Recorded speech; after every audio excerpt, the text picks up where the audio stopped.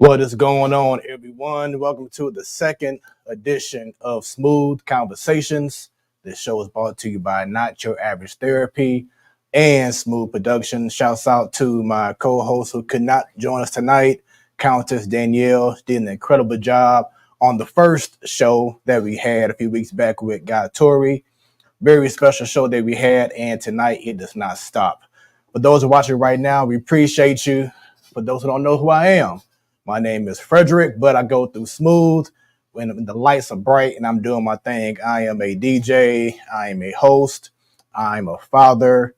I'm a drummer. I call myself Mr. Jack of all trades. I'm a sound engineer, producer.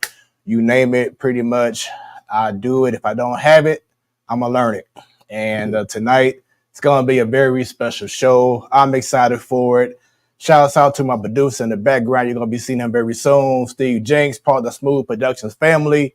And just in case y'all didn't know, it is Smoooth with 3 O's. So feel free to go on your screen right now, scan the QR code that's on the top right of the screen, and connect with Smoooth Productions. I have all the links.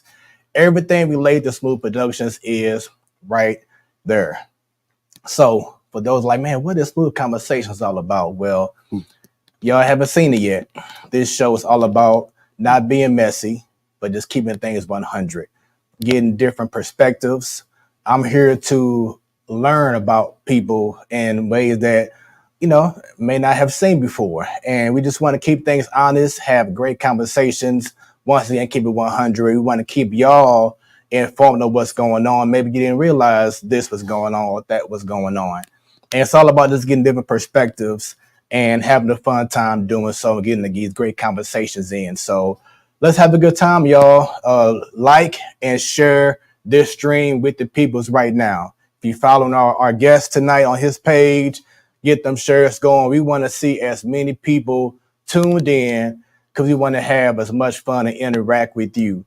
If you leave comments, they will be shown on the screen. I can't guarantee that every comment will be shown, but if it's hidden, we're going to show it and we're going to interact with that question or comment throughout the whole episode. So once again, go ahead right now, share this stream with as many people as possible. Let's get all these people tuned in because this man here, if y'all don't know about my brother right here, I've known this man for almost 4 years now.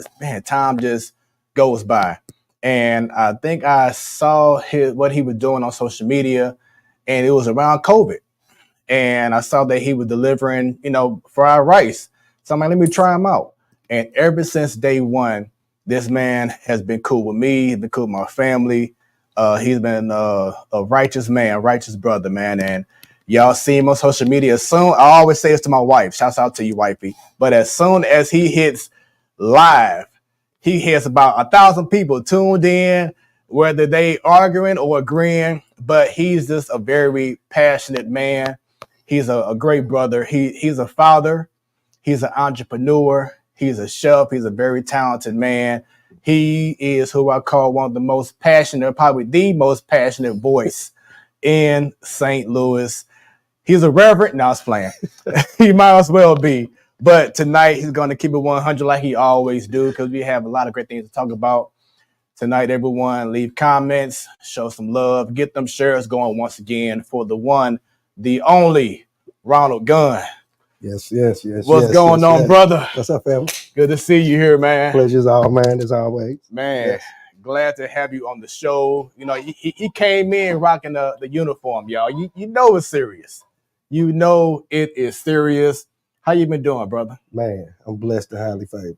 I ain't got a care. I ain't got a concern in this world. I'm just doing what God lead me to do each and every day, bro. There we go. And I was saying this on our last show when we had Guy Tori on.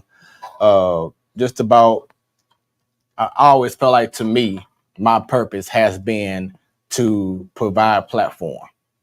You know what I'm saying? Okay. To provide opportunities for others who may have had other platforms, but maybe just haven't been able to just be all out as they want to be. And this was one of the main reasons why I don't want to do the show. Was that's because we had this talk over a year ago. We did. I'm like, hey, I'm cooking up something special. I don't know when I'm going to do it yet, but I'm going to make it happen. And tonight's the night. And I appreciate you, man, from day one being cool with me and us doing business together. Yes, Everything sir. has been top-notch professional. Yes, sir. Since day one, and I respect what you do. And I know that you respect, what I've been doing as well with Smoooth Productions. So Yes, tonight's going to be a great night, and I appreciate you, brother. Yes, I'm glad to be here, bro. Yes, Real sir. talk. Yes, sir. So you giving me all my accolades. So I'm going to give you some flowers. While you can still smell them. Right. So as you said, it's been about 4 years. You started purchasing rice. And what was unique about you, it was always your order, number one. Right. That order was always unique. You never ordered a box. Right. You always ordered a pan. Right. And even when, I get busy or things kind of, get misaligned, you were always flexible with me. So I always appreciated that. Then, what a lot of y'all may not know, we're not in the studio. Right. This is this man's basement, okay? He may not want me to tell y'all this, but I watched this man rock out over here. Right here, I watched this man mob out in his basement. The brother can dance. Yeah, the brother can dance. The brother does his things on the ones and twos. And I got a couple good drinks back there at that bar, too. So I just want to give you flowers. I thank you for having me, man. I thank you for inviting me into your home.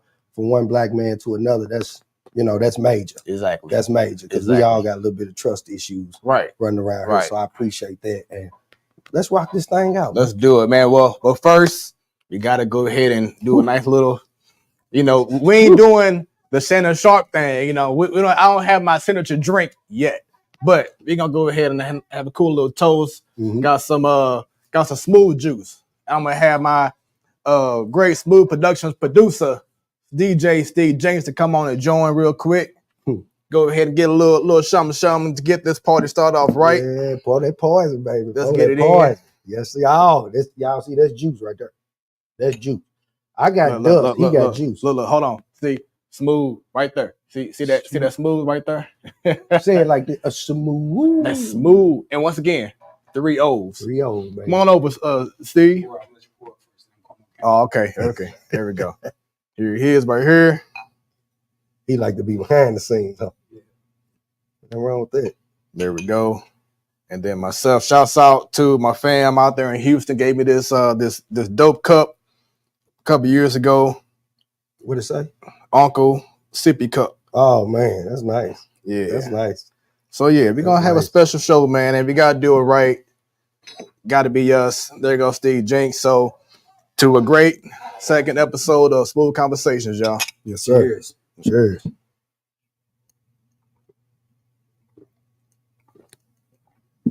Y'all that don't know, I drink. I'm a drinker. Jesus told me water in the wine, so I'm drinking it. Okay? I'm just trying to tell y'all. And I'm already buzzed. So with that being said, thanks for tuning in. No, I was playing. All right, y'all. So let's get it in, man. We want to know, well, I want to know about your upbringing, man. First. Oh man. Let's talk about the childhood, man. The great St. Louis question. What high school did you go to? Hazelwood East. Hazelwood Big time East. Class of 99. 99. Baby. Okay, you went 1 year ahead of me. I went to Bashan High School. Okay. All right. 2000. That's legendary. So tell us about Hazelwood East and your time there. Man, I tell people all the time, if I can go back to high school, knowing what I know now, I definitely would go back. I had a beautiful time in high school. I played sports. I wrestled. I played a little bit of football. I ran track. Got the most valuable sporting trophy in track. So that was a big deal for me. I've always been a leader. 3.5 GPA. So I've always been a brain. That's what's up. I'm just, I enjoy high school, man. I enjoyed the girls. I enjoyed the camaraderie of the guys. I came from Normandy, though. Okay. Normandy Middle. You know what I'm saying? So I kind of moved around as a kid a little bit. The Ville, that's where I was born, in the Ville. I love to give a shout out to the Ville because the Ville is the only neighborhood where you could actually go to school from kindergarten and graduate with a college degree without leaving that neighborhood. So for those of y'all that don't know, Harris Stowe was originally in the Ville. It was called Stowe Teachers College. Yep. It was in the Turner Middle building. So, shouts out to the Ville, Billy Burt's, all that. That's what's up. Yeah, I went to Harris Stowe State University. Well, back then it was Harris Stowe State College. Yeah. So I went there after a couple years, after my high school years. So shouts out to them. So would you say that you were like one of the most outspoken people in your class? Man, I've been me all my life. I can remember getting whoopings. Can't hear on his phone. Keep going. I can remember getting whoopings. Just tune in to the broadcast with Fred Heads. Real quick, everyone is saying that off of your live, they can hear you. Me. So all right, don't even worry about it. Just tune in to Fred Head. Jump off my live, y'all. Go right on the Fred Head page. Tune in to that live. We ain't gonna even mess around with that. We just gonna have a great show. Sometimes Facebook do what Facebook do. Right. And we ain't gonna let them interrupt this here session. But I've always been me, bro. I can remember getting whoopings for talking too much, for being too boisterous, for telling my aunt, you can't whoop me. She said, let me show you. So I've always been me. When I got to Hazelwood, second grade, I went to Millville. I was in Millville School District, Birbine Elementary. I stayed in trouble. You can't call me no nigga. You can't treat me like this because I'm black. I've always been that kid, man. So then Hazelwood East, I can remember freshman year, we had a class meeting. And, in the class meeting, they telling y'all what's going to happen for the year, what the behavior requirements are, all of that. And I raised my hand. I said, well, are we going to have a Black history class? And I can remember this principal telling me, yeah, next year. So next year come around, I asked the same question. So are we going to have that Black history class this year? So I've always been me. I've always stood up for people who couldn't stand up for themselves. I've always bullied the bully. And, that's what God put on me to be. So who would you say was that person that may have sparked you to be that person that you are now? My mom, dog, big time. Shouts out to Melody Majid, Melody Costello, if you know about maiden name. My mama was always strong. She was the product of two parents that were drug addicts. So she was not the oldest of her siblings, but she always acted as if she was the oldest. She moved out, got an apartment, moved some of her siblings in with her. So the strength that I got, I gotta get it, that praise and give my mother her flowers while she can still smell them. Yeah, Melody Majid did that for me. So the man that you are now, do you think that you, your family, your friends thought that the man you are now was who they thought you would have been? I think with a couple tweaks. Since I was a youngster, my mother attended Lively Stone. Well, my grandfather was a pastor. Yeah. He was a pastor. He was the pastor of New White Stone when they were over on Co Brilliant, and I think that's Billups. But my mother would never go to the Baptist church. She would never do it. So she got witnessed to by he's my stepfather, but that is who I recognize as my father. He raised me. His sister, my aunt, Sister Banks, she went to Lively Stone. So my mother was going through some things, and she came over one day and she witnessed to her. I think I was about 11, and my mother went to Lively Stone. And from that day on, man, my Wednesdays was gone. My Monday evenings was gone. My Friday nights was gone. My Sundays was gone because they was all spent at church. My mother didn't care if I had practice or whatever. You going to church. She was rooted in that. She's still rooted in that. And so in that, people would always tell me, when they would hear me speak, you're going to be a preacher. Yeah. You're going to be a preacher. Yeah. God called you to preach. So I think who I am is just always who I have been. Yeah. When I was younger, I used to always have nice little suits that my mom blessed me with when I was younger. So people just automatically thought, are you going to be a preacher when you grow up? Yeah. And I'm a preacher's kid. My mom, she's a pastor. She's been a reverend for probably over 30 years now. Okay. But people always thought, not because of how I talk, but just because of how I dress. Yeah. I always came in, it's nice sharp suits like I was a young Steve Harvey. Yeah. And shout out to my mom for doing that and instilling that in me in regards to having a certain look and certain image, because we all know, especially with what we do as a Black business, presentation is key. Man, presentation is everything. And I think that's lost. Now I got to give my dad, him his flowers. Because, see, my dad didn't wear baggy pants or nothing when I was young. I mean, everything was creased to the nines. You had to fight to get through the pants leg because everything was starched down. He always wore belts. He wore a lot of cowboy boots. He was a cat in his own time, but he stayed short. So when it came time for me to put on clothes, I had a great example of what I should look like. Mm-hmm. And then when you talk about my DNA, my biological father was a dresser. He was a man of clothes. He liked to look good when he put his clothes on. So I wore a lot of suits back then too. Olive green was my favorite color suit, man. I put that olive green on, bro. I thought I was the deal. Yeah. For real. So yeah, man, that's the upbringing. That's what it is. Yeah. So I never met my father. My mom has been everything, and shouts out to you, Mom. I appreciate you. But my pops, though, which it just is my father-in-law, man, I go to his basement and he got stuff lined up perfectly in his basement. He got a closet of nothing but shoes, shined up, over 100 and some suits. Wow. And like, you know how you go to a men's clothing store and you see like the dress shirts still in the bag. He still has like over 50 something dress shirts still in the bag, all with his name stitched, his initial stitched in them. Oh, he player. Yeah.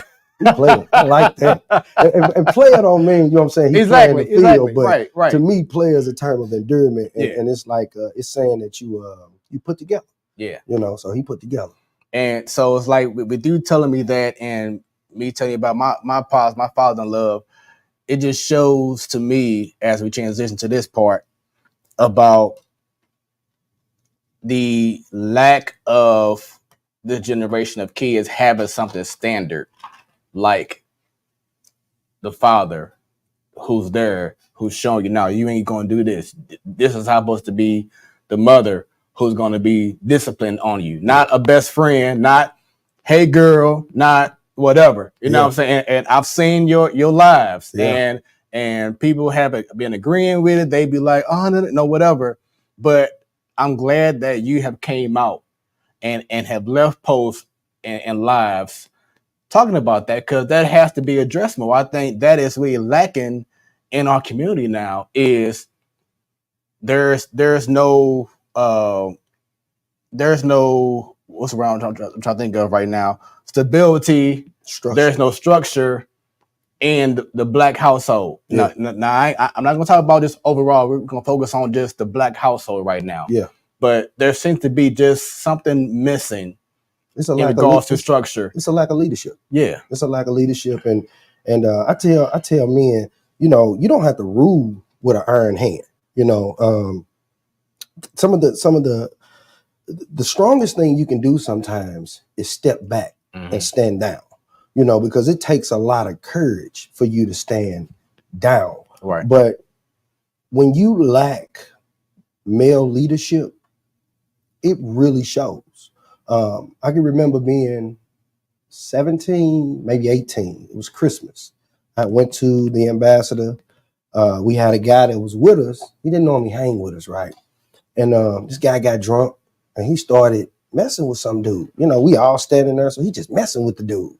And I'm like, hey, bro, leave the dude alone, because I'm street. But my little partners, they wasn't street, not at all. So with that being said, I'm like, hey, bro, leave the dude alone. So he like, nah, woo, woo. So dude walked off. Probably about 20 minutes later, I look up, it's like 10 guys coming this way, right? And I'm trying to get my guys' attention because I'm already knowing what's finna go down. But they sleep because they not street. Man, them dudes got close enough to us and boom, it's a brawl. And I remember I'm fighting a dude, and I got a dude inverted over one of the tables. We're at the Ambassador now. You know, they had the little ramps and all that. Right. So we right by the ramp. So I got him inverted over the table, and I'm just hitting him, and his partner swung. And when I seen, you know, out my peripherals, I seen him. He used to box for Tandy. So with that being said, I weaved. Why didn't I hit him? I don't know. But I kept hitting his partner, right? He came right back. Boom, hit me. But he had a bottle in his hand. Hit me with a Corona bottle. Whoa. Yeah. Left a scar right here. I did like this. I seen the blood. I said, we got to get out of here. Something just, it was my instinct. It said, we got to get out of here. So we got up out of there. We get to the hospital. The doctor told me, he said, if he would have hit you any harder, he would have killed you. He'd have punctured your lung. So I'm like, whoa. So, you know, I heal up, get my stitches. I heal up. I call my partner. We going to look for these guys. So my partner coming to the house, and instinctively, my father said, what y'all finna do? Like we wasn't We didn't look no type of way. We wasn't dressed wrong. It was a regular day. He said, what y'all finna do? I said, nothing. He said, B, go stand outside for a minute. And he took me. We were standing in the foyer. I'll never forget this. He said, whatever you finna do, you can do it by yourself. Ain't nobody telling you but you. And that conversation, that leadership from that man who had probably been in that situation before kept me alive. It kept me out the penitentiary, and it redirected my energy for that moment. I never went to look for that guy. I took this scar, and this scar will forever be there. But him telling me that leadership, man, it was everything. And I hear him all the time when I'm making certain types of decisions, whether it be good decisions or bad decisions. I heard that voice. So for the men, you know, and I'm gonna say this to the fellas, for the fellas, the men, the fathers, that have children, that have difficulty with the mother of your children, that, you know, she may create hurdles that you got to jump in order to be around your children. Keep jumping those hurdles, because your presence is more than important. Your presence is life and death. And I just want to say that to the men out there, to the fathers, for real. And also it shows that that's what's lacking in regards to these mentality that these young kids are having now. I mean, because as you all seen on Real STL News and on whatever else, you just seen these kids going crazy as if they have no home training, no structure at the house, no anything, which is very concerning. And I count a lot of this in regards to, one, you definitely don't have God in your life. Yeah. Because if you had God in your life, what's going on out here wouldn't be going down as much as it is, or at all. Two, and the fathers, this is really important because, you know, we're both fathers. Yes, sir. And we have to instill fear into our kids. And we are not doing that. And fear doesn't mean, as a whole, you know what I'm saying? Fear don't mean you beat them up. Exactly. But your voice, the bass of your voice, the sternness. I can remember my daughter telling me, Daddy, when you be mad, whew, I'd be so scared, because you just be looking like you finna just tear the world up. And it's needed. Yeah. It's needed. They should fear their fathers. You know, back in the day, a woman would say, I'm gonna tell your daddy when he come home. Mm-hmm. Kids are straighten up and fly right. Right. Now, ain't no I'm gonna tell your daddy, because ain't no daddy. And or it's because the daddy is like 10 years older than the kid because these kids having kids. Yeah. So it's like, how can you provide wisdom and knowledge and whatever when you're still young yourself? Yeah. You know, that's also one of the reasons why we're going through this issue right now, because men and women, you know, I recall when I was in high school, and I'm a freshman, I'm 14, 15, going to Vashon High School. And as soon as you walk into the building, for those who went to the V, you walk into the room, the floor, right to your left, you see a nursery. And you seeing 14, 15, 16-year-old girls bringing a child to the nursery. You know, it's like, man. Yeah, that's heavy. You already taken away your fun time, or well, you should be, because you're supposed to be a mom, yeah. You know what I'm saying, or a father, yeah. You know. So it's like, man, you're negating your livelihood for, you know, your teen years, because now you have to focus on being a mom. Yeah, you got to grow up. Right. I remember my mama told my ex-wife when we first got together. I introduced my mom to her, you know, and all of that. And so they talking. And right before we got ready to leave, my mama said, listen, baby, let me tell you something. Don't let them get you pregnant. Because if you get you pregnant, it's going to change your life. Yeah. And my ex-wife was livid. She was livid. And I can remember probably months later, I asked her, you know, would you have my child? You know, I'm probably, I think I was 20. I asked her, would you have my child? She said, yes, I can see my daughter. And it changed her life. And she didn't like it. She did not like it. So, you know, we got to learn to listen to the people that were put on this earth before us, that were put here to give us leadership and give us guidance and show us the rights and the wrongs, the do's and don'ts. We got to start paying attention, and us as being those people now, we have to do what the people before us did. Right. We cannot conform to society and what society say is okay and should be the norm. You can't be 16, 17, spending the night at my house with my daughter. My son shouldn't be 16, 17, spending the night at your house with your daughter. It just should not be happening. Mm-hmm. Because one thing we know is, as my mother say, hugging lead to kissing lead to rubbing lead to what? And Yep. it don't take long to make a baby. Yep. Just take one little moment to change your life forever. Yeah. And I'm proud to say that I didn't even have sex in high school.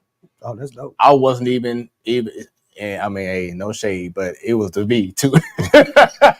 I'm like, no, I am not gonna have my first dealing with someone in high school, because first I was big on school. Of course, my mom was too. Yeah. But big on education and sports, and I didn't want anything to stop what I was doing. Right. And I knew that if one little moment that I say, what, man, she bad, I want to see what's up, that could have changed the next 3-4 years of high school. So no, I didn't have sex. I had opportunities, temptations, the whole nine, but no, I didn't do it. I remember state. We was in state and for basketball.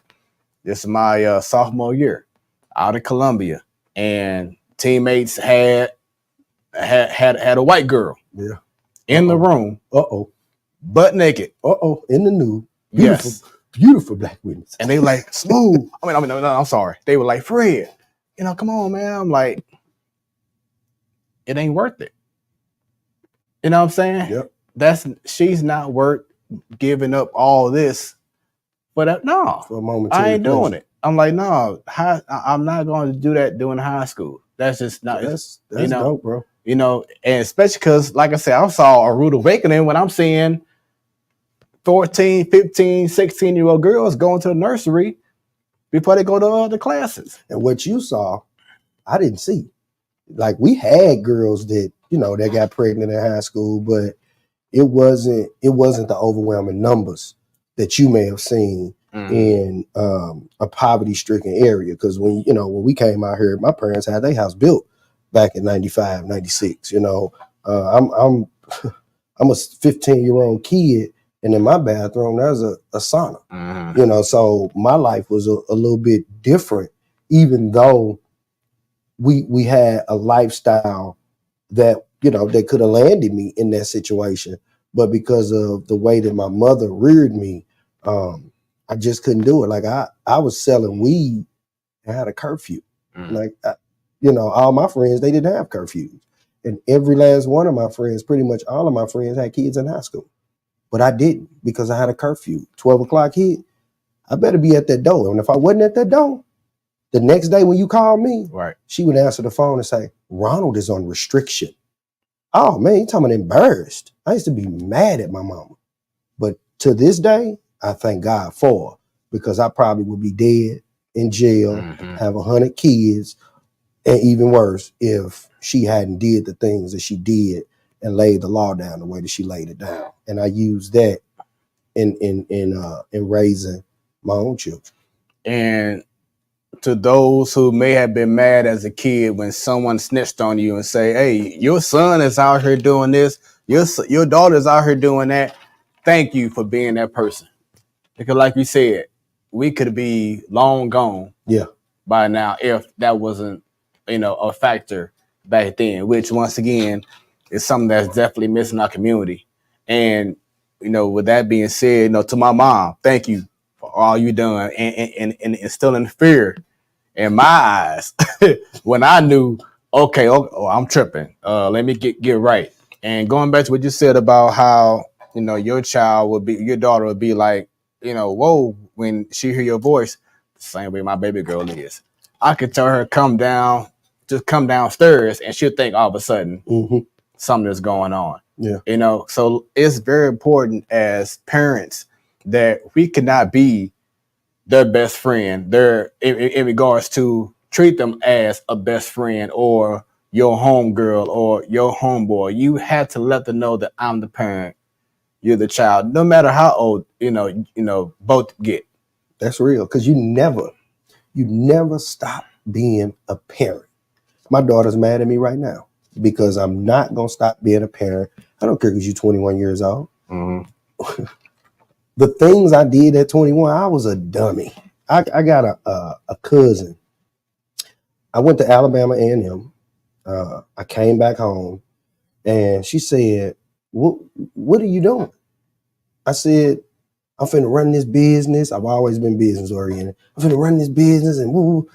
She said, "Just tell me this. What are you gonna be doing in the next 5 years that you couldn't stay in school and finish up?" Her son got his degree. Shout out to my cousin Bellucci. He's an engineer for Boeing, been an engineer for Boeing. I think that's the only job he's ever had since he's graduated college. But when she asked me that, I had all of these things that I told her. And when that 5-year mark hit, I was still doing the same thing that I was doing 5 years prior to that. Mm-hmm. So, it takes us to be that person. We got to push our kids. We got to hold them accountable.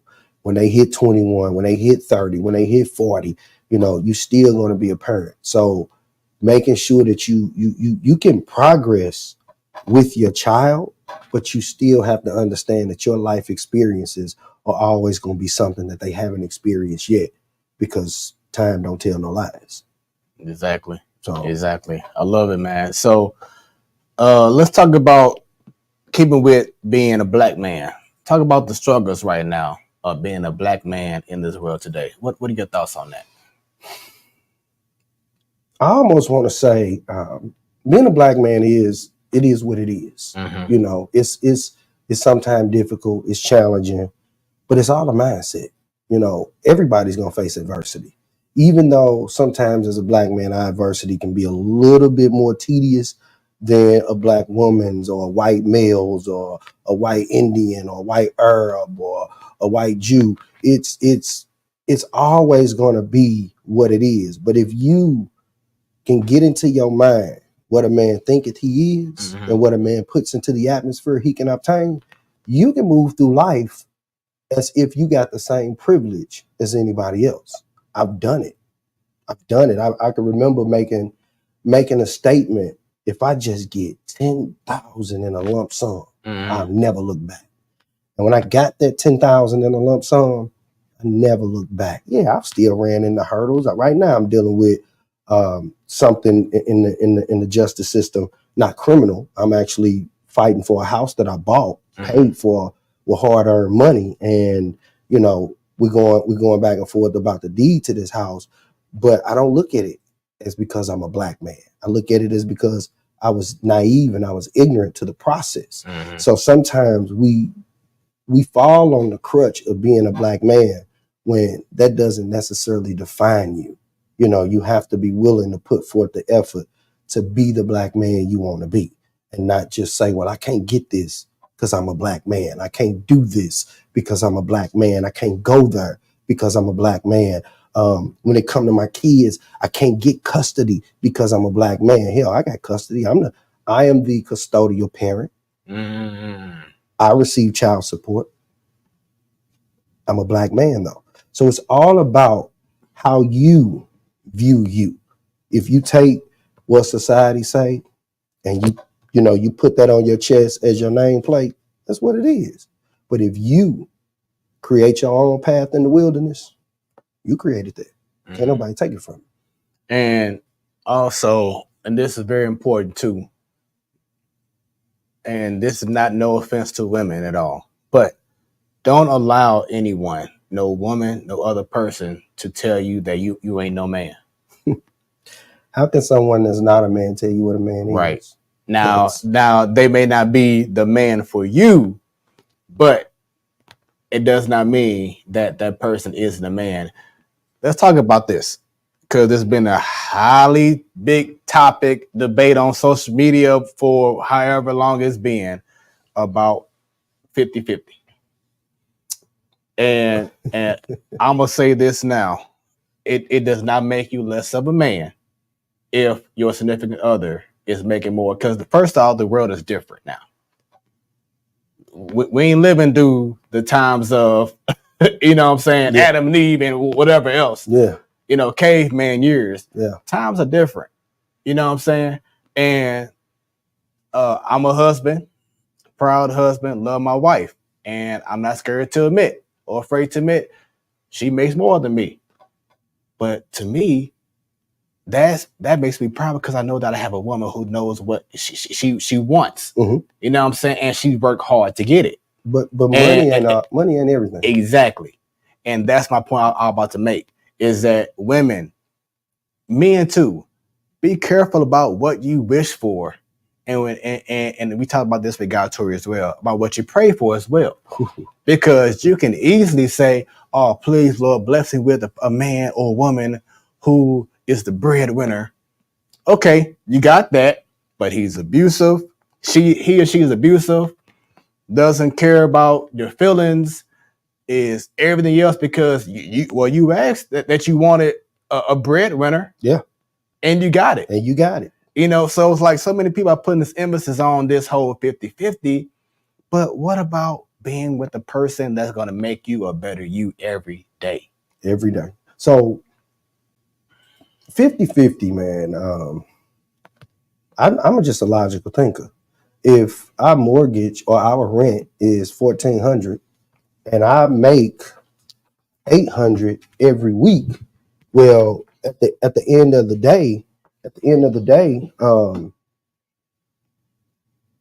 I can't pay that $1,400 that she may be able to pay. Or let's just say we got rent, mortgage, we got car note, we got car insurance, we got all the bills that people have. My money, if I make less, she may say, well, baby, you want to designate your money as a spending money? Cool. It doesn't matter who make the most. It's all about how y'all come together in the house. You know, right. If one person, let me push that button. I think that may be the problem. If one person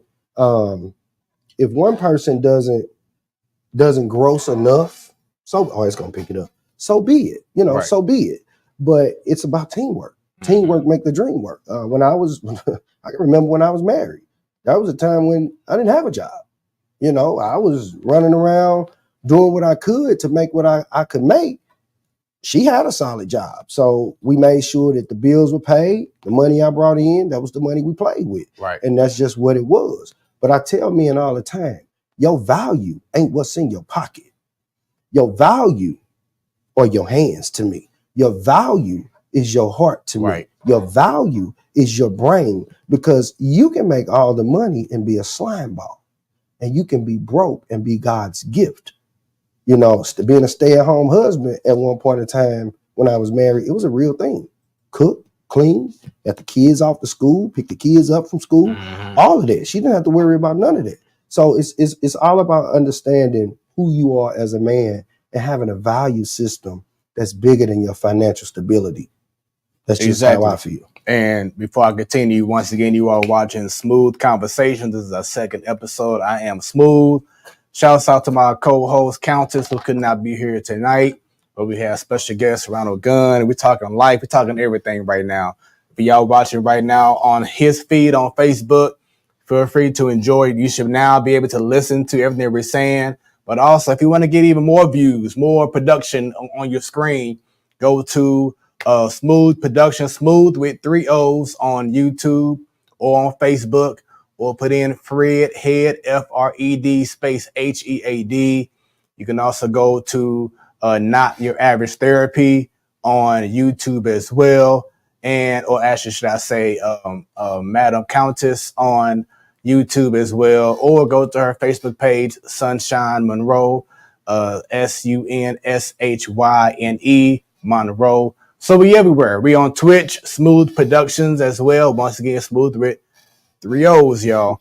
And we everywhere. Check out this show and leave comments and questions. We want to be able to interact with you throughout the show as well. Our producer, Steve, he will be, if it's a great question or comment, he'll go ahead and post it. We'll interact and go off that as well. So get them likes, get them shares going. You see on the bottom of the screen right now. and let's continue to have a good time in this conversation. But so just going back in regards to being a black man, um, yes, it has been a struggle just because of who we are. But as I was saying before, in regards to not letting anyone define who you are, Right. you know, as I said before, my wife, I had no problem with it because it makes me proud, that I have someone. Because first off, I prayed for, Mhm. and God blessed me with the woman that I prayed for.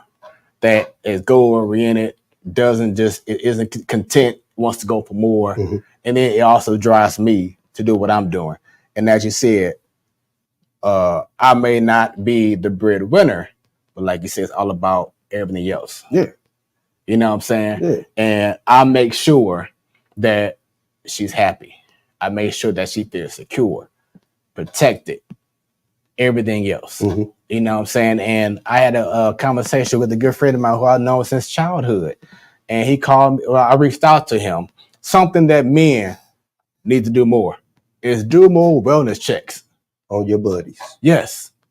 Do more, well, whether you know this person for 30 years or you know what I'm saying, or a few months, whatever it is, just call out and say, hey, I'm just checking on you, man. Yeah. How you doing? Yeah. You know what I'm saying? It matters, man. It does. It really does matter. And it's been times I'll be like, man, I ain't talked to this guy in so long. I just want to see how you doing. Mhm. It does not hurt just to go ahead and just push that button and say, hey, or send a text, hey man, Yeah. how you doing? You know, for me, man, text message is a nuisance for me. I feel like if you can't call me, like if you checking on me like that, I agree. pick that phone up. I agree. You know, I may text you back, oh, I'm straight, bro. But when you call me and I say, hello, and you say, what's up, bro? I'm just checking on you. And I be like, oh, I'm cool, fam. Nah, bro, you don't sound cool. Right. You know what I'm saying? Where you at? Like I had a buddy, man, I called him, I say, what's up with you? You know, what you on? He was like, man, we need to go fishing. That's code for we need to talk. We going fishing, Right. but we need to talk. Right. You know, he need to get something off his chest. And what's amazing about this relationship with this guy is I haven't known this guy 2 years, but we have very in-depth conversation about being a man and the struggles of being a man. And I've learned some things from him. He's learned some things from me. We've cultivated an environment where when other guys come, like he invited some of his buddies one time. I invited, my nephew to come out. It's not like we don't know each other. And immediately when everybody comes together, it is an immediate conversation. And one of the guys actually said, I've never been able to talk to other men like this. And I think it matters. Men have feelings. I tell people men are way more sensitive than women. Yeah. When you got to be strong though, it's hard sometimes to let that guard down. But I go back to my mother. She taught me at an early age what compassion was.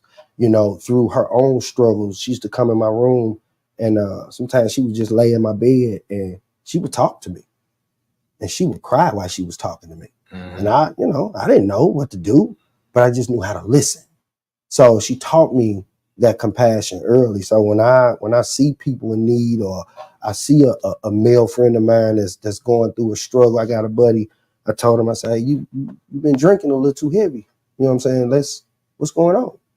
And he broke down and he said some things to me. And I was thankful that he was able to be open with me.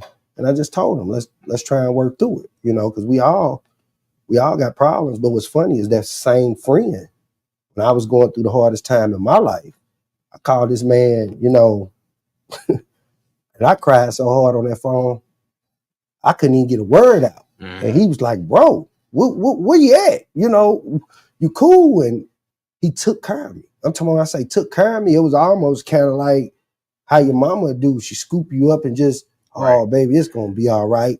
He did that in his own way. And I'm forever in debt to him for doing that. You know what I'm saying? So as men, we gotta take care of each other. Yeah, and as I was saying earlier about my boy who I've known since we were kids, I reached out to him to see how he was doing, and he just got married about 2 years ago now. You talking about Mike?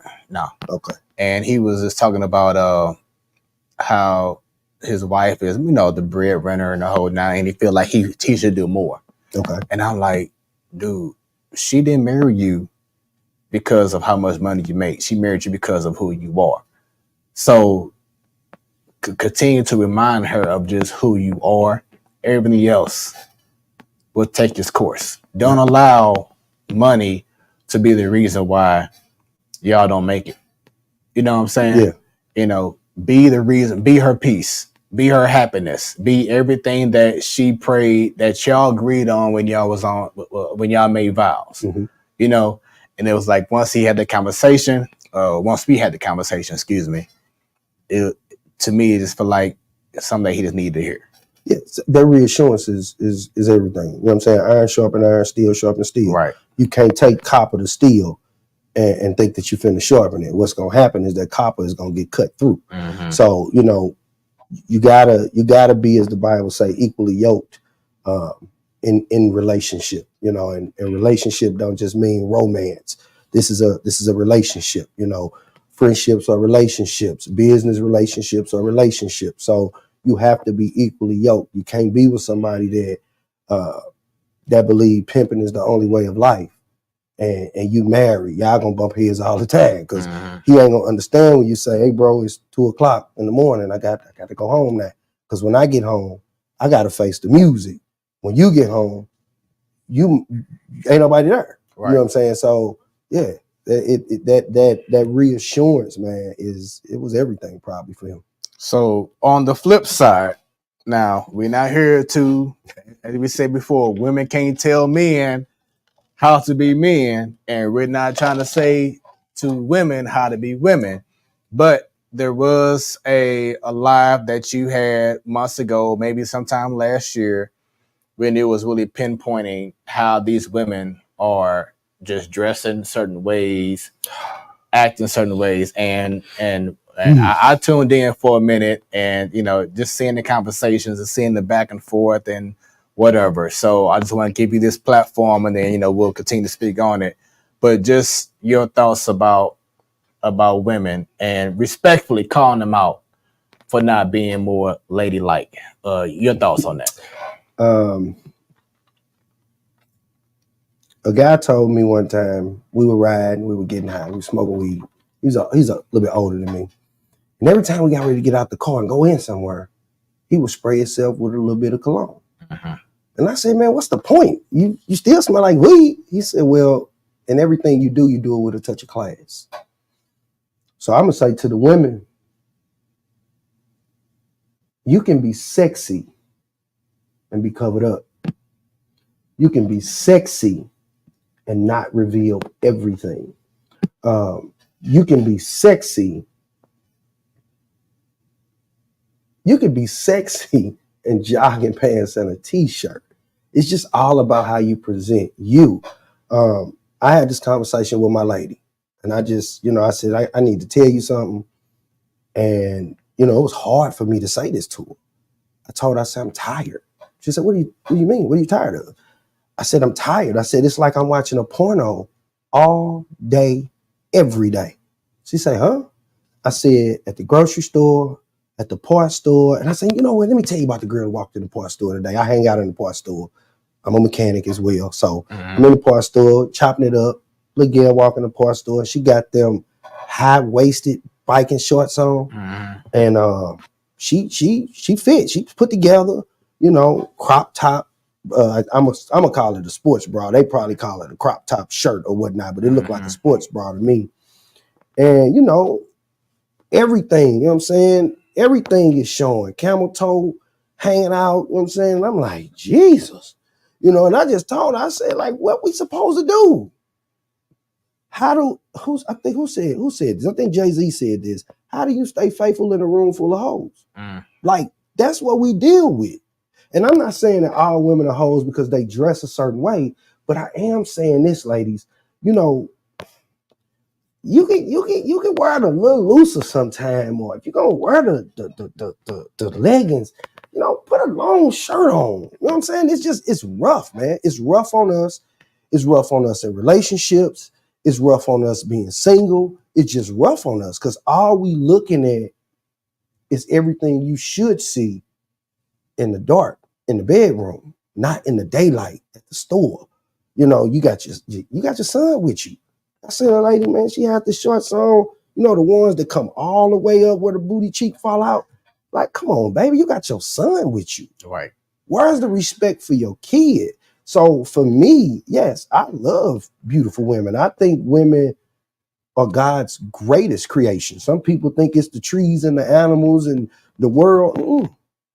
When he made Eve and he made women, like, he showed out.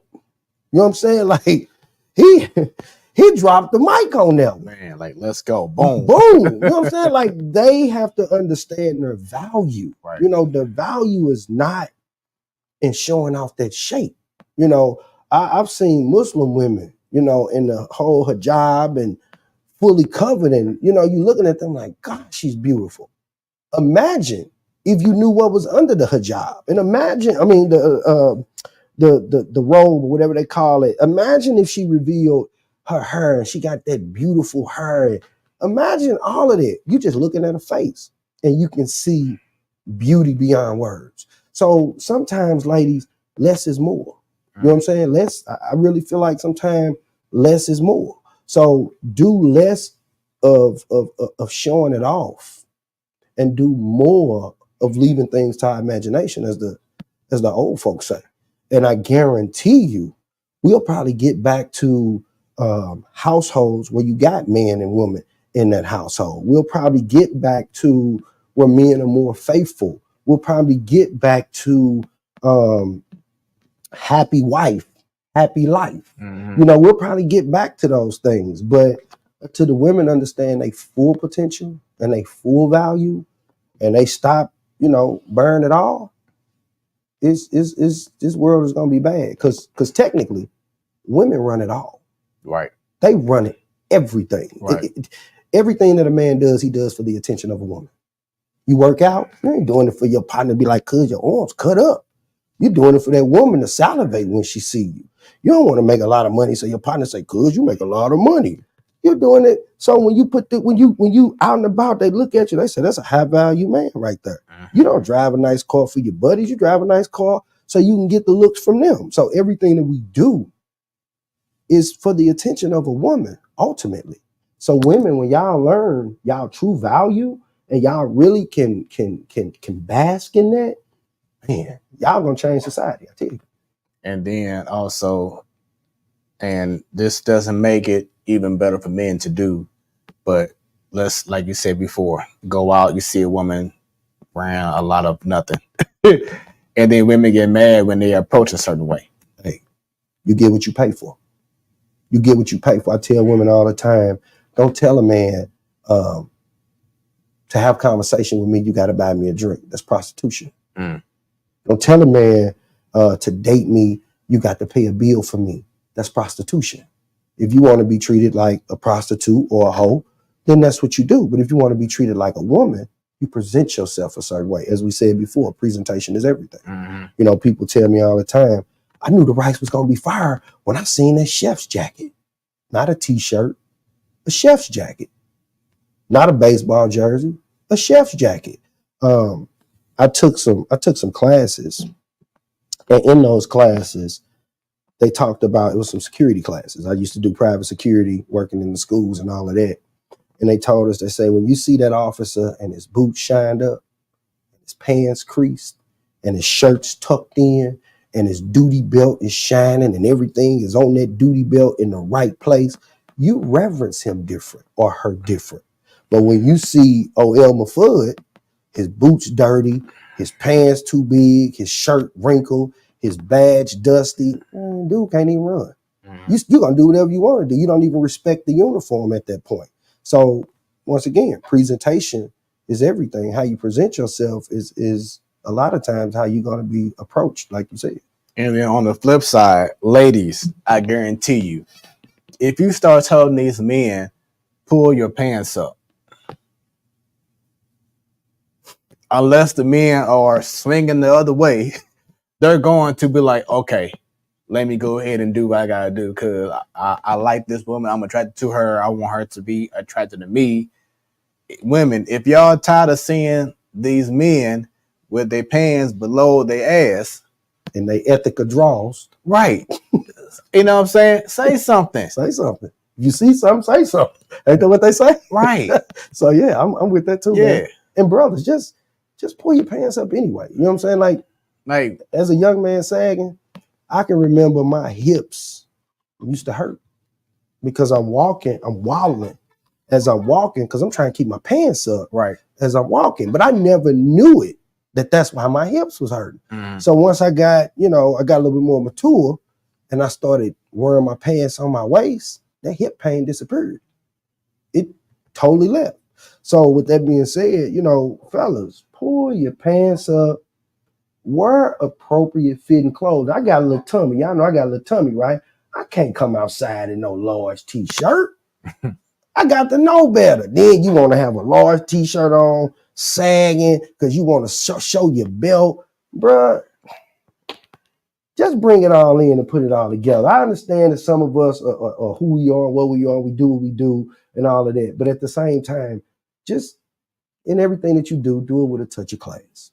And then going back to parenting, I think it's also important for us, as they always say, experience is the best teacher. That too. So as my daughter grows up, continue to grow up, I want to make sure that I provide everything that I knew that when I was young and when I was out here doing whatever, so she can be prepared for what's to come. Yeah. So I think that outside of just disciplining our kids and of course instilling fear, but you also want to give them the reason of why, so they can understand what's going on. You don't want to be like, man, I wish I had the opportunity to have told my child the reason why this, or to prepare them for the real world. And once again, it goes back to kids having kids. They can't really share that. Yeah, because they don't know. You know what I'm saying? So it's very important that we also let them know the reason why we're doing what we're doing, so they can understand and we can try to prevent them from things that's going to come to them when we're not around. True that. Very, very, very important. So let's get into your journey with Ron's Black Fried Rice. What made you start this journey? I started cooking as therapy for myself when I went through my separation. It was hard on me. So I started cooking. I started cooking pizzas. That was the first thing I started cooking. I wasn't on social media until I got separated. So I got on social media. I'm looking, like, what is this? What are people doing? So I started seeing people posting food. I'm like, so they put food on here and people show what they cooking. So I started making pizzas. My pizzas resemble Emo's pizza. And people were like, man, them pizzas look good. Can I get one of them? And I had this one girl, she kept asking. So finally I let her come and get a pizza. So she came and got that pizza. She was like, man. So it went from pizza to private chefing. So I would cook my food and post on the internet, and people started asking me, "Are you a chef?" I'm like, no, I'm not a chef. I just cook. They're like, no, you know something. So I started taking it seriously. So I started going to school, as I call it. I've always been a night owl. I like being up late at night. So it's 2 a.m. I'm sitting in my bedroom and basically I'm studying because I'm watching techniques on cooking and I'm learning and I'm looking at Gordon Ramsay and I'm looking at Chef Garvin and I'm looking at all these different people do different things and cook different things. And I'm going in the kitchen. It can be 2 o'clock in the morning. I don't care. I'm going in the kitchen, and I'm in here and I'm figuring out how to get this chicken to look the same way theirs look, because a lot of times, seasoning matter, temperature matters, the type of oil you have matters, the butter, if you're using butter versus margarine, it matters. So I started really focusing on what I was doing. And then that led me into private chefing. From private chefing, I started doing a thing called Pasta Wednesday at the Lion's Den. So basically, I was selling gourmet pasta out of the Lion's Den. And when the people started getting it, they couldn't believe it. Every single box of pasta that I made, the sauce was made from scratch for each order. There was no big pot of sauce and I'm just dumping it over noodles.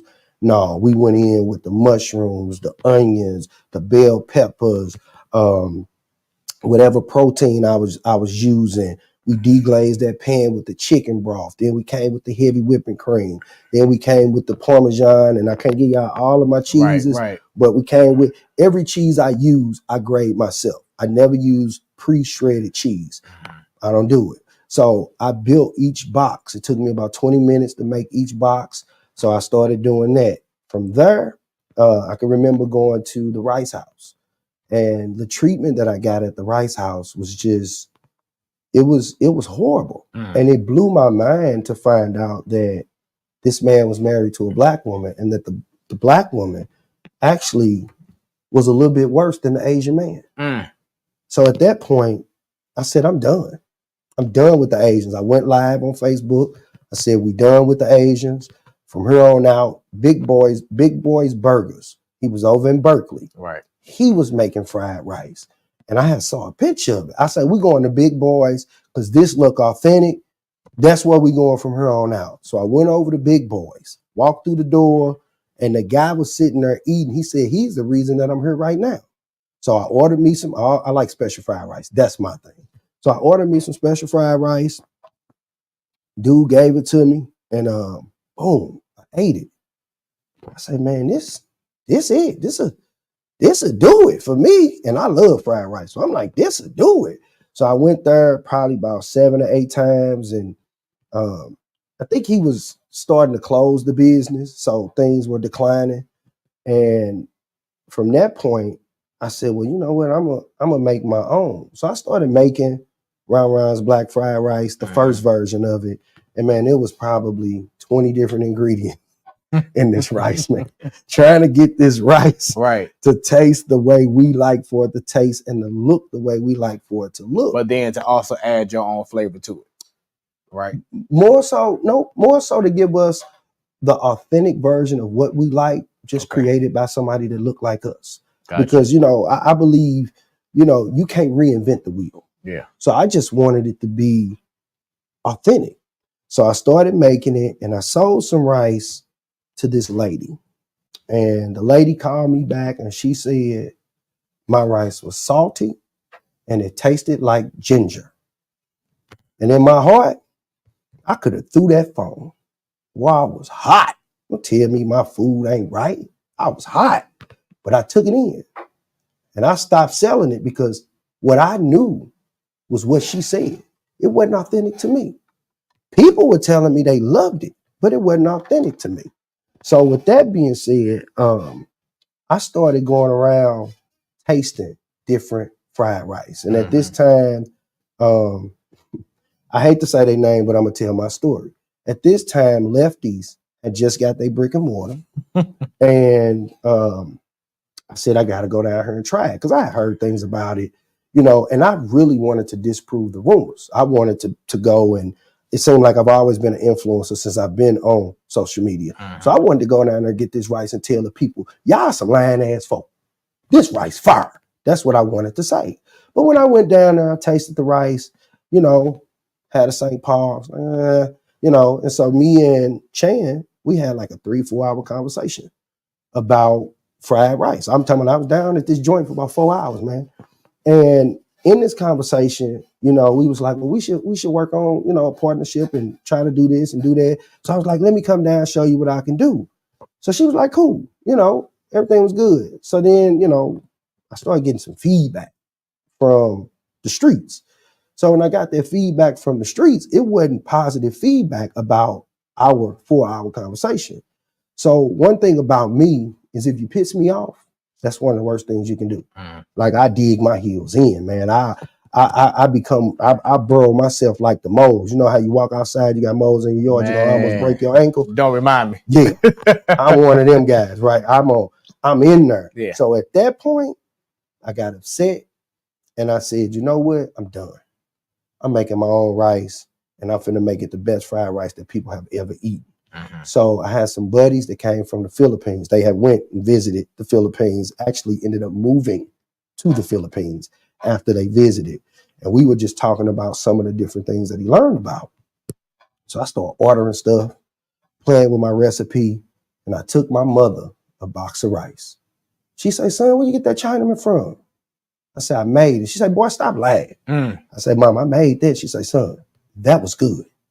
So then I called my homegirl, Dr. Candace Cox. If y'all know who Candace Cox is, Chaos, Keep Healing and Overcoming Struggles, one of the top therapists in Missouri, top Black female therapist in Missouri. I'm talking about what she always say, mental health is dope, all of that, right? I called, I say, dog, come over here. She said, what's up? I said, come over here. She came over, I pulled that wok out. She said, you finna make some rice? I said, yeah. She talking about nigga. So she did like that, right? Now I made that rice, and I got this little white porcelain bowl, like my buddy always joke. He say that bowl and that plate, that bowl and that plate is famous, man. It's famous. So I put it in that bowl, I slid it to her. She put that first fork in her mouth. She said, ooh, it's all over my tongue. I said, huh? She said, the taste, it's all in my mouth. I said, okay. She ate like 7 more forkfuls and she burped. I gotta say it the way she said it, or it's the way she said it. She say, nigga, this is motherfucking Chinaman. I said, dog, you think so? She say, nigga. And I started selling it, man. Wow. I started selling it. I prayed. I got a buddy. I told him, I said, man, I don't be praying no more, because I don't think I'm living a lifestyle that, God should be doing anything for me. He said, that's exactly why you should pray.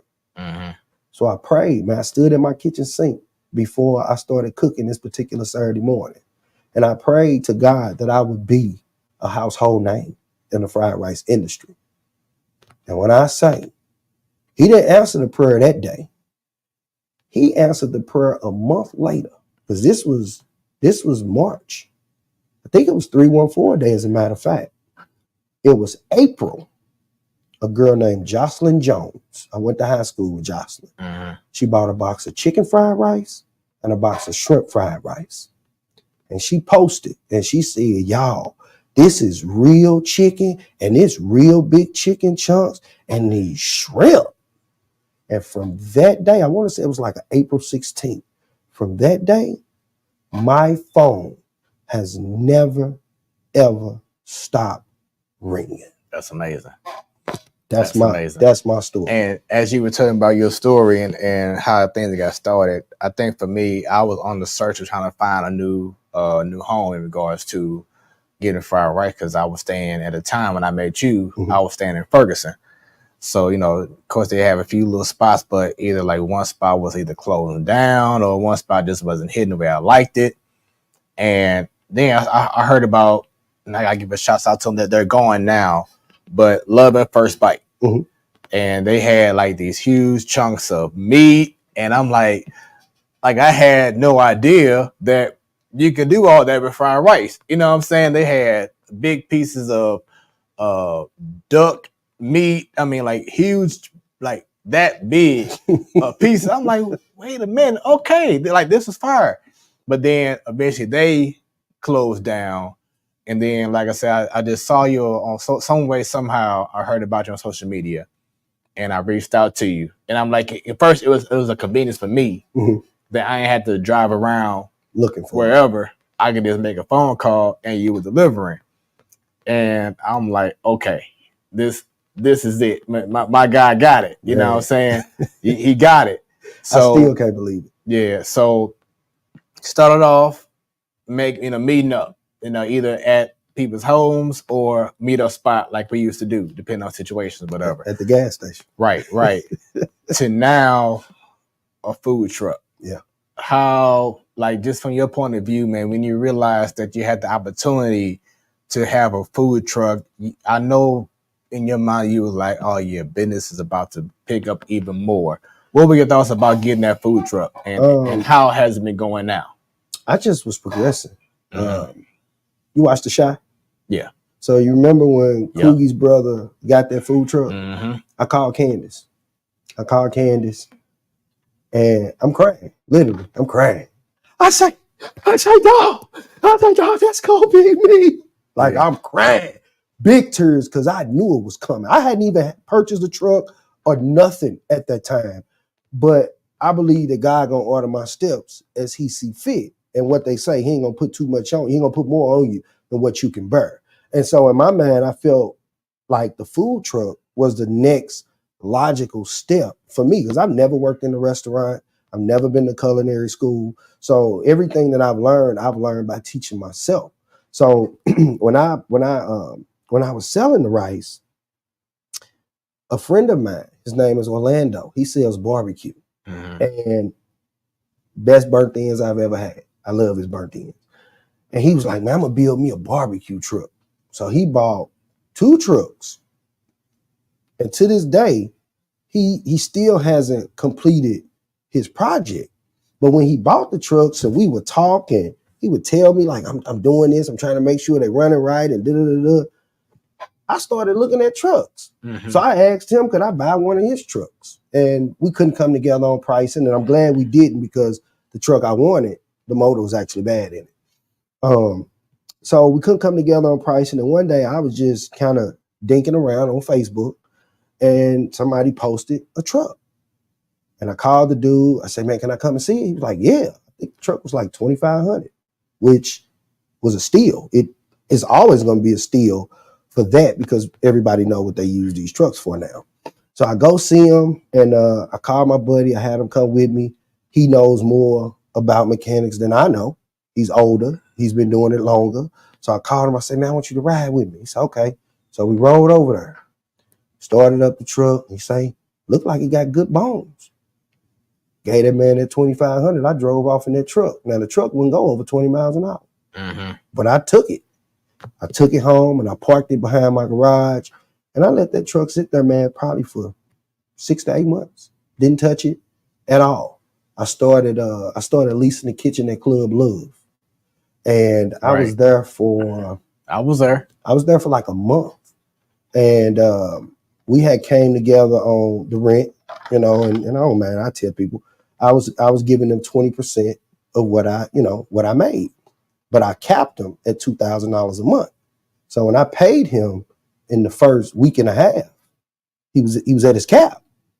He wanted to renegotiate. One thing about me in business, I don't play games. The numbers is the numbers. The paperwork is the paperwork.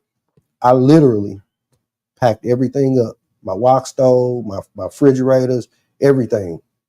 I went and got that food truck from the house, loaded it all up on that food truck, and took it on back to my house.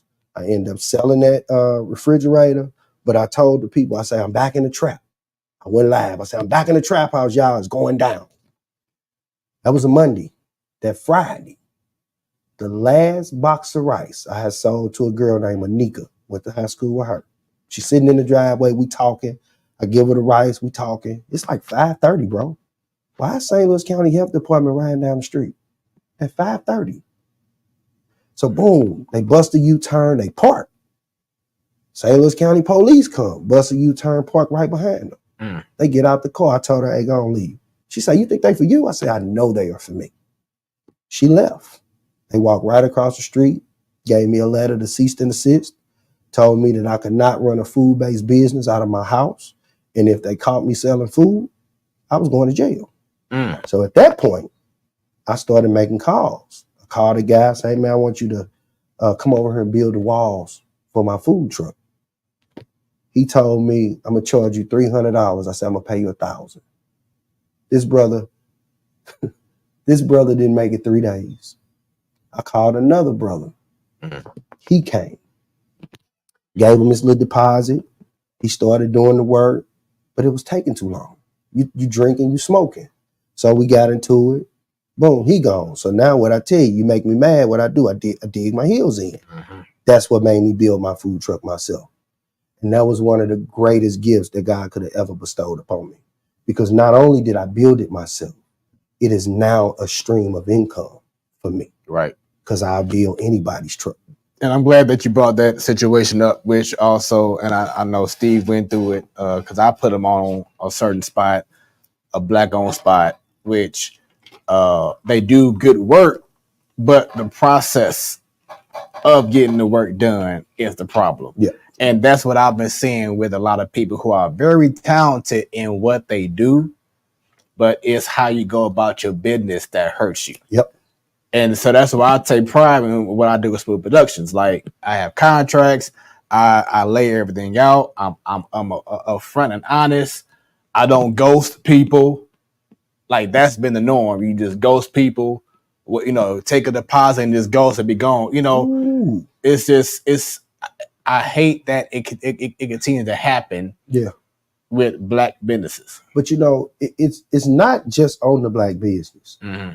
Sometimes people expect to get something for nothing. Right. They got a filet mignon palette, but they got food stamps, that don't spend.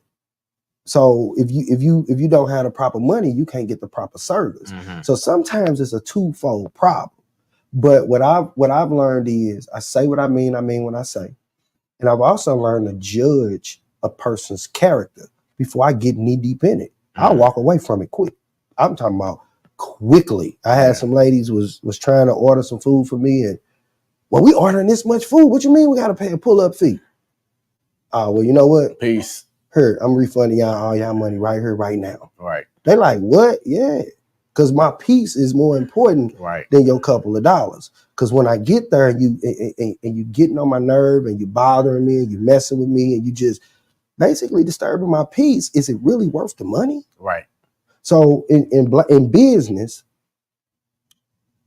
you got the option to deal with who you want to deal with.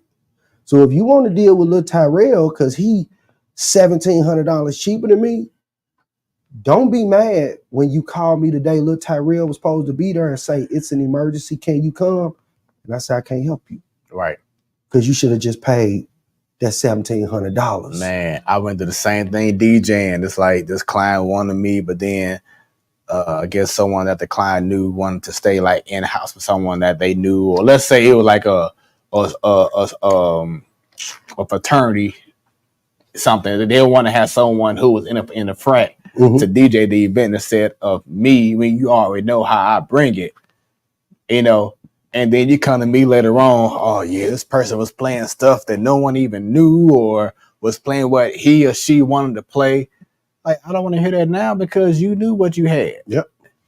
Yep. Hey, now you got to deal with the consequences of your choice. Or someone else who you could just tell from the conversation that you just all over the place. Nah. Yeah. It's not worth my time. You know what I'm saying? All money ain't good money, and you ain't gonna stress me out doing something affecting something that I love to do. That part, which is kind of why I switched to pull-ups. A lot of people were wondering, well, why you just don't sit out, like everybody else does that owns a food truck, where everybody else is not cooking a box of rice, each box at a time. They're not allowing you to customize your order for real. You're not getting, like somebody told me, man, that rice was hot for hours. Right. Like, bro, what you do to the rice to make it just stay hot? Right. I just cook it. It ain't sitting in a warmer. So this thing's still hot now. Yeah. Of course, y'all know I brought them some food, but they had already ate. So come on now. My bag's sitting back there. I eat when I leave. But but it's not rice that's sitting in the warm and I'm just throwing it in the box. One thing about me, man, my daddy always told me, whatever you do, you better be the best at it. Mm-hmm. Do it to the best of your ability. He said, if you picking up paper, you better be the best paper picker-upper around. Mm-hmm. So I applied it to everything that I do, man, no matter what it is. Mechanics, building food trucks, writing poetry, being a dad, being a man. I just try to be the best version of whatever it is that I can be at that time in that moment. That's what's up. So you brought up earlier Lefty's fried rice, and one of the themes that we talked about last show with God Tory and Countess, my co-host, shouts out to you. Something that's been going on in the Louvre for far too long.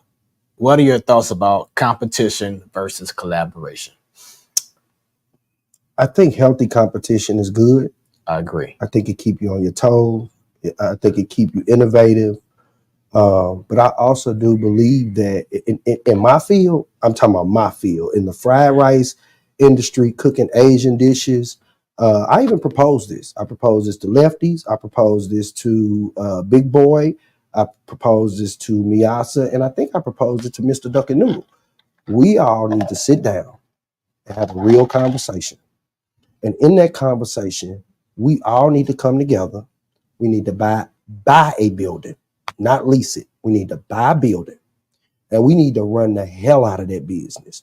As long as there's someone in that building that know their way around that wok stove, because cooking on the wok stove ain't like frying rice at your house in the skillet. It's totally different. Like I got probably 32,000 BTUs coming out that wok stove on my truck. So as soon as I turn it on, you feel heat, and it sounds like a jet engine back there. So I feel like, let's just say all of us are part owner in this building. Each one of us should have our fried rice as a flavor of fried rice. What you want? You want lefties? You want just the two of us? You want ron-rons? You want miyasas? You want Mr. Duck and Noodles? What do you want? You come in there and you order it. But the benefit of us collaborating would be we all have ownership interests. So whatever employees we have working, we are making sure that the quality of the product stays the same. And once you make, because it's nice money to be made in the food industry. Once you make it where you are, you've made enough money to turn it over. Everybody's receiving paychecks, because you got to work to be able to pay yourself. It don't just happen. So once everybody's receiving a paycheck, then we start reinvesting some of that money. Now we can open up another location. And guess what? It's going to be the same cookie cutter idea. Now, maybe 3 of us work this location. Right.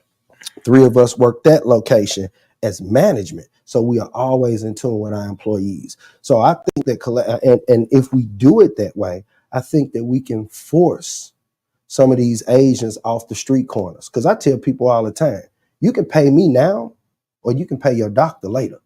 Because when you go and you get that MSG field fried rice, when you get that fried rice and it's that white rice has been sitting there for a day or two, it's going to affect you. It may not show up today, but it's definitely going to show up tomorrow. In Japan, they outlawed day-old fried rice. All the rice they sell had to be fresh, because they linked day-old fried rice and the bacteria that grows in it directly to heart disease. And what do we have running rampant in our community? Correct. Heart disease. Not only is 215 milligrams of sodium in a teaspoon of MSG. You got MSG, you got soy sauce that's sodium filled. They actually add salt to the rice. So with those 3 ingredients right there, that's why you be lethargic. That's why your feet swell. That's why your head hurt when you get through eating it. So we have to be conscientious of what we're eating. So when you deal with me, you're going to get fresh rice. Like I was explaining to the producer, that rice was boiled at about 4:30. You're getting fresh rice. You're getting fresh veggies.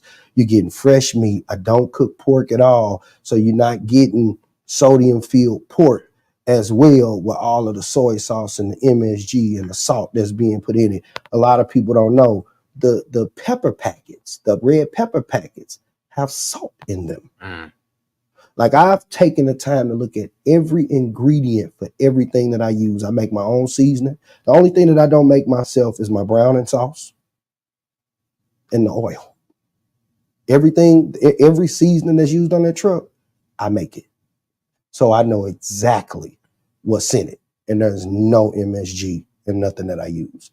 In fact, I don't even add salt to my seasoning. If I were to give you some raw seasoning, it wouldn't pack the punch that you would be looking for, because there's no salt in it. So it was something that you brought to my attention as we were eating some of the delicious black fried rice earlier, that you don't use a normal fork in regards to kitchen fork, unless you're at a restaurant, because you use plastic.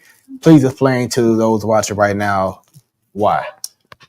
And this man to man, y'all, if I eat it with a metal fork, I taste metal. So woks get extremely hot, and there's something called wok essence that smoky flavor that you kind of get with fried rice. That's the wok. That's the high heat. That's why Asians always tell you, well, you won't be able to do this at home because of the high heat. You got to have high heat. But I could actually taste the metal if I eat it off of a metal fork. So I have to eat it off of a plastic fork. I don't want it to be no bigger than this. This is it. I don't want too. It's crazy because I don't want too much rice in my mouth at one time. But I may go in 3 or 4 times to get enough rice. But it's just something about the taste, man. I'm an artist, so we kind of crazy, as they say. Hey, yeah, right, right. Be sensitive about our. That's right. There it is. And then second, for those who, because I was unaware of this until I posted a live when I was reheating my rice, but at the time I was reheating it, just putting the bowl and putting the microwave, and people was like, "Oh man, you supposed to reheat that in the skillet or wok." So explain to those the difference. Before me and my lady bought a house, I didn't have a microwave. Patience. We're gonna put it in the oven, or we're gonna put it on the stove. I believe that food is to be cared for. You got to have some patience with it. You got to have some reverence with it. So I'd rather you reheat my food in a skillet because it's just an overall better taste. It's just better. Microwaves, they just don't do it for me. I don't. If I'm pressed for time and I got to do what I got to do, I got to do what I got to do. But I would rather throw a little bit of olive oil in a skillet. Let that skillet get hot. Throw that olive oil in there. Let the olive oil get hot. Throw that rice in there.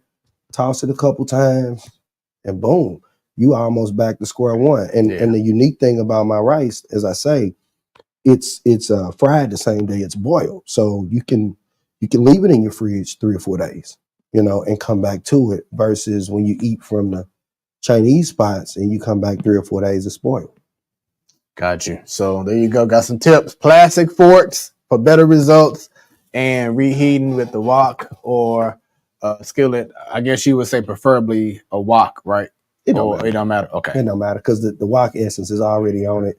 And, you can cook with a wok at your house, but you still don't achieve that level of heat because your stove just don't produce enough BTUs.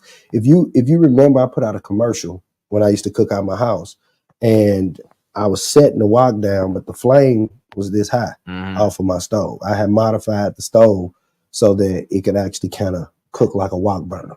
Got you. Yeah. So it really don't matter. So next topic. Oh, he finna jump into it, y'all. I already know. Here it is. Here it is. Go ahead, show on the screen, producer. On the left, oh Lord, Mr. Chime Time. On the right, Darius Cooks. Let's start with the guy on the right, Darius Cooks, who came into the Louvre a few months ago for about a good couple of days, a week or so, and made his presence known and shook up the St. Louis scene. And not just the scene, but yourself as well, because you really wanted him to come check out your black fried rice. Correction. Okay, go ahead. I could have cared less if he came to eat my food. I said earlier, I bully the bully. I just feel like when you come to my city, somebody got to stand up for the city. Right.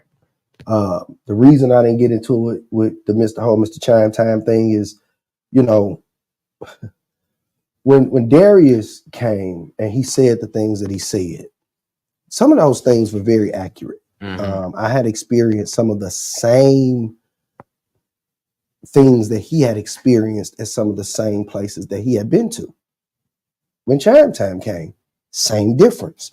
I don't always tell people where I'm going and where I've been, but I've been to a lot of places. I do this thing that I call giving back. So that means, like, if I see a new food truck out that I may know who they are, but I've never seen their truck out, or they may have just gotten their truck. I could literally be eating while I'm driving past them. I am still going to stop and buy something. Why? Because that's my way of giving back. Just let me patronize you. If I really like it, I'll say something about it. If I don't really like it, I won't say nothing about it, because I don't want to necessarily tear down the business. But Darius, he just got a little too out of hand. He was too comfortable. You can't bully people. Like, I've never liked bullies. You cannot bully people and make millions of dollars doing it, and nobody challenges you. So for me, I was just standing up for my city. I really, honestly, and the people that really know me, they'll tell you, like, yeah, he didn't care, because one man ain't gonna make me rich. It's the same as with my friends. I got friends that have never, ever had a grain of Ron Ron's black fried rice, unless they just came to my house and I was cooking it. I don't have an issue with that, because they my friends. They're not my business associates. They're not consumers. They're not customers. They're my friends. So I compartmentalize people. But Darius, he was disrespectful, and he was out of line. And I consider myself to be an ambassador for my city. So I felt like I wanted to stand up to the bully. And a lot of people misunderstand my passion for anger. Like, I don't get angry about a lot of things. And if I'm angry, move out the way. But passion, if you don't have passion, what do you have? I don't like people that are melancholy all the time. I don't like you if you could never pick a side. If you always, I just want to stay out the way. You ain't my type of brother. You got to stand for something. Right. You got to stand for something. Now, Chime Time, he's a little different, but at the same time, that's his platform. Right. And the way he says what he says is indicative of why people tune in to him. People tell me all the time. They see me in the grocery store. Hey, man, you keep saying things how you say it. I appreciate you. They like what he do. They like what he say. They like his delivery. They like that he has passion behind what he's eating and how he feels. Some of the things, just because I've gotten calls and I've gotten some coaching, and people have said, well, maybe you don't want, like, the whole A-verb thing. Maybe you don't want to say it. Maybe you shouldn't have said it like that. Maybe you do need to apologize. I'm a man. So, as I said before, the most powerful thing that a man could do sometimes is stand down. Right. So apologies sometimes are necessary. Chime Time may need to apologize to some people for his lack of candor. But to others, maybe you need to apologize for the food that you put out here. Right. And the reason I really didn't get on Chime Time's case is there was a black business owner. Darius went down to that particular restaurant, and I commented about his review. I saw that. Yeah. Okay. This business owner sought me out. This person already knew me personally. We had already met. I had been there. I had ate because we met at Restaurant Depot. And this particular person, as a result of that, has slandered my name. Wow. With businesses. And I know this because I've gotten the messages. Hey, I was trying to get you into my job, and they said they didn't want to work with you based on what this particular person said. And notice, I've never addressed it on social media, and I'm not going to address it now. I'm not going to say that person's name, because what's for me is for me. And the fact that you are mad about the truth, hey, God already, he whooping you. He going to keep whooping you until you can understand, what's valid is valid. What you need to change, you need to change. When that lady told me that rice tasted like ginger and it was salty, I had to go back to the drawing board. Do you feel St. Louis businesses have a problem with taking in criticism? I think that people have a problem taking in criticism. And it just so happens that we are in St. Louis. If we were native to Texas, Oklahoma, Indiana, New York, Chicago, if we were natives there, it's probably the same thing happening, because that's where we're from. So we're going to get all of the verbiage. We're going to hear all the negativity. We're going, because that's where we're from. I don't think it really changes from one place to another. I think negative people are just negative people. It doesn't matter what your demographic is. So your overall thoughts, I know we have Keith Lee, who's also a food critic. So what are your thoughts overall just about these food critics, coming into cities and states and doing what they're doing? Make your paper. Mm. Make your paper. Make your paper. Say what you mean and mean what you say. Those that mind don't matter, and those that matter don't mind. If you go somewhere and you don't like the food and you have enough drive to say something and they don't like it, that's on them. And to me, I don't think, from my point of view, I don't think that Darius Cook's, Keith Lee's, Chime Time, they're not going to say, don't, like close down and don't ever do anything again in life. It's just, I know they have certain ways of doing it, but they're just putting you on notice like, hey, if you want even more business to come your way, you got to flip the script and do something a little bit different. Facts. Bottom line. And so, I think that they never have their intentions on, oh, please close down tomorrow and never open up again unless you start acting ugly like what's going on between Lefty and Chime Time. It's a whole different situation. Yeah, that's a lot. But it's all about how presentation. Yeah.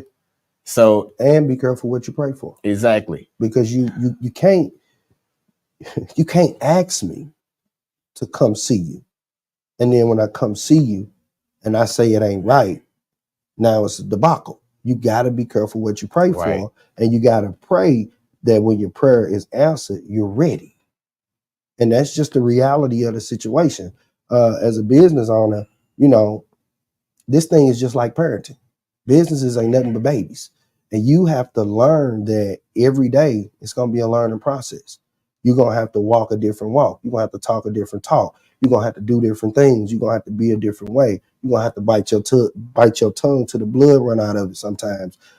But that's being a real life business owner. I've had people cuss me out standing in my window, tell me what they'll do to me and everything. And, the old Ronald Gunn, as they used to call me, Guns, 2G wanted to come out. But because I'm a business owner and I fully recognize the position that I'm in, I have to stand down. Now I can tell you, you're going to respect me at all costs. I can make you respect me. Right. But there's a way to do everything, and verbiage really does matter. I could tell you, leave me alone by saying, hey, I'm working right now. I'm really busy and I'm trying to focus on getting these orders out. Can I talk to you later? Versus saying, hey man, I'm busy. Leave me alone, dog. It's the same thing, but me saying it in a more appropriate manner is 9 times out of 10, number one, it's going to lower their level of frustration. And number two, it's going to allow me to do my job and not be in my truck and somebody come past and shoot it up or climb through the window on me. And now we in the middle of this truck tussling.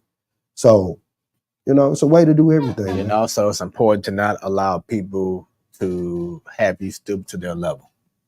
So sometimes you can't help it though. Sometimes you can't help. I've been a victim of it. I've been on live with 10 grand in my pocket and told them, if you want to do it, we can do it. I liked Kuth, but it was a learning. In fact, that memory just came up and I wanted to share it because it was funny, but because I've grown in many different types of ways, I felt that it would have been inappropriate to share it. It just would have been pouring fuel on the fire. Yeah. And I remember going back to passion, how you said,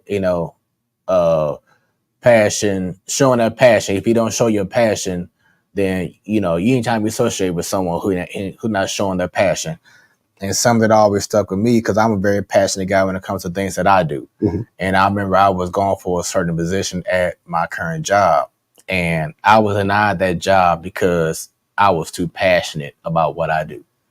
I was told that except for me taking out the fire, I would ignite the fire even more. But my issue is that sometimes things need to have a fire so people can kind of wake up and get, like see what's going on and why you have a lot of people having issues because of what's going on. Sometimes you got to destroy it to build it. You know what I'm saying? You know, it's like, hey, but who's the reason why the fire started? But they go back to that old thing where they say the teacher don't never see who threw the first punch. Mm-hmm. They only see who hit back.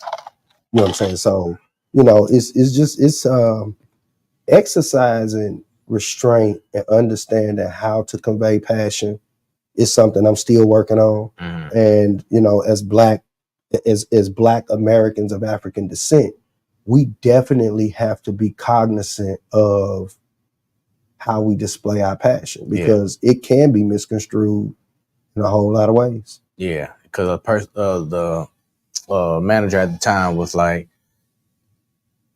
he didn't want to see me in the room with other higher ups and me bickering and going back. But it's like, no, if you put me in a certain position, I'm not going to act a certain, you know, way towards this amount of people. You know what I'm saying? It's like there's a time and a place for everything. But don't just put me out there as if I'm just a wildfire that's just going to mess everything up, when I'm actually showing more passion than anybody else in my position, because I want us to succeed as a whole.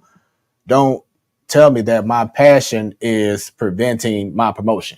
Well, sometimes what they really be saying is, I'm afraid that you will surpass me. Yes. If I put you here, I'm going to put you in front of the right people, but it's going to be the wrong situation for me.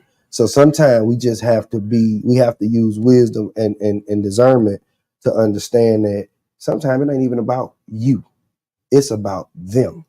And that is something that I've really learned through cooking and doing what it is that I do, because, you know, I ain't saying I'm the best ever when it comes to cooking everything, but the things that I focus on, the things that I put my mind to, have you been to, well, I know you've been to El Maguey's, right? Yeah. So they got a dish called the El Jalisco Special. I love this dish. It's chicken, cheese. It's chicken, steak, shrimp, cheese, bell peppers, onions, and rice. Spanish, Mexican rice. And that's all I eat when I go to this place. Any Mexican restaurant, I want that. So I figured out I got to recreate this at home. Now, I don't want it to be some over-the-top dish. I want it to be exactly what they serving. So it took me a while to figure out the cheese. It took me a while. Like, I don't buy Spanish rice. I actually make my own Spanish rice. White rice, tomato paste, Mexican seasonings, a couple chili peppers as it's boiling and all of that. That's going to give me that flavor that I'm looking for. And boom, then I cook all my meats. And then boom, we're going to top it, come with that cheese. And the last time I made it, I asked my lady, I said, taste this. She said, I got to go back to the restaurant because I don't know. You might have did that. You know, so I put my all into my food, no matter what it is, man. I can make I don't eat pork, so I eat turkey sausage. I don't eat pre-cooked turkey sausage. I cannot do it. So I found raw turkey sausage. Well, what's the company? I think it's Tennessee Pride. They had a turkey sausage and it tasted just like a pork sausage. They discontinued it. So guess what I did? I figured out the seasoning to get my turkey sausage to have that flavor. And people that eat my turkey sausage say, you sure this turkey? So it's all about, man, you got, once again, the passion. Right. You know, you got to let it shine through in some type of way. But it's all about knowing how to get it, you know, to really glisten. As they say, you can shine a boo-boo. You can make boo-boo shine. For real. Man, speaking of boo-boo, we have an upcoming election. And yes, as you see, Trump and Biden is like we're voting for what they would say back in the day, like you voting for the best, trying to vote for the best of the two evils. The best of the two evils. And for Biden, of course, it's the age. You know, it's like you 90, almost 90 years old, and we saw the last debate. Yeah. And they basically talking about golfing and my handicap and whatever. And then Biden, today I think had a press conference just to let the world know that he's still capable, healthy enough to run America. While of course we know what Trump is all about and about the Project 2025 Woo. and everything. So as a voter, how are you coming to this election knowing that maybe both decisions may not be popular decisions, but what are you going to tell these people who are going to be voting coming up this election season? So for me, man, this is a hard decision for me. Yes, because I tell people don't vote your color, vote your economic status. I so historically, people say we should vote Democrat because they for the black people. Right. But when you do your homework and you learn that the 3/5 compromise was initiated by Democrats, by the North, and the 3/5 compromise was initiated because they felt they didn't want the South to use black people as part of the population, because the more people you had, the more representation you had in the government. So they initiated the 3/5 compromise. So for every five, I think it's for every 5 people, they counted them as 3. Okay. So technically it was the Democrats that didn't see us as people. Historically, we voted Republican as black Americans of African descent. And the reason, some people be like, why you say that? The reason I say black Americans of African descent is because we're not African Americans. A white man can be an African American if he's from Africa and he migrates to America. So he's now an African American. It has been documented. There is actually a trial that happened. A guy was in dental school and it was a whole big to do. So with that being said, voting for Biden is hard for me. Voting for Trump, knowing that you are sponsoring Project 2025 is a no-go for me, because there's no way that I'm going to let you put me back in shackles knowingly. I'm not going to do it. I refuse to do it. Ain't no way around it. So I'm at an impasse. Right. Like you say, the lesser of the two evils. It ain't like Biden got to run a marathon to be president. It ain't like he finna go out there on the front lines and he got to shoot a gun to be president. He's really just the face of America. So when I sum it up, I guess you asking me, who am I gonna vote for? And I can't vote for the man that want to put us back in shackles. Right. I cannot. I feel now, I did vote for him last election. Yeah. Oh yeah, I voted for him. I don't have a problem with saying it because I wasn't voting. I don't see one thing about me. You can be as racist as you want to be. I appreciate you for letting me know the devil that I'm dealing with. Thank you. I'd rather you show me your hand. So with that being said, I'm cool with you being racist because, at the end of the day, everybody is biased to what they biased to. Right. So I guess for lack of a better way to say it, if I got to vote for Biden, I got to vote for Biden. Well, tonight has been an incredible show. Thanks for keeping the 100. As always, it's been fun. Hope you all have enjoyed the second episode of Smoooth Conversations. What's next for Ron? Ron is looking for a brick and mortar. Ron is also working with a guy. I'm actually going to bring a guy on to operate that wok stove with me because I actually have 2 wok stoves on the truck. Okay. I want to be able to get those St. Paul's out. I want to be able to just service the people in a better fashion and give them more of what they want. If y'all are wondering where I'm going to be next, every 3rd Wednesday of the month, I'm at the Midwest Wine Bar in Ferguson, right next door to Kathy's Kitchen. Very nice spot. Yeah. And if you didn't know, it's black owned. It's owned by 3 women.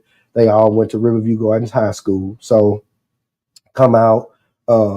As I like to say, don't come out and support black business. Come out and do business with black business. That's my thing. And remember, book y'all pull-ups. I'm gonna be opening up the calendar for the rest of July. I got a couple things going on in July. where I'm gonna be. There's a boxing match that's held out in St. Charles at this sports complex out there. So Rounds will be out there serving the VIP people. I think that's like July 19th or something like that. August, I think it's the second week of August. There's a tennis shoe emporium going on. It's gonna be downtown on Washington. I think it's at the Hawthorne, if I remember right. Rounds is gonna be down there. So make sure y'all come out, buy, sell, trade your tennis shoes. They're gonna have a lot of exclusive stuff. So make sure y'all come out to that. So Rounds got a couple things going on, but what's really next on my agenda is finding a brick and mortar so that y'all can come in, sit down. I can show y'all a lot more of my skills and my talents, and I can keep feeding the people. And speaking of feeding, continue to support Smoooth Conversations. You can, if you know someone that would be a great guest on the show, get their story told, you can email us Smoooth Conversations. Once again, Smoooth with 3 O's, y'all. smoothconversations@gmail.com. And also an alert that all future shows start next time. It will be just on YouTube. So you have to subscribe and click that bell at Smoooth Conversations, y'all, on YouTube. So Smoooth Conversations, once again with 3 O's.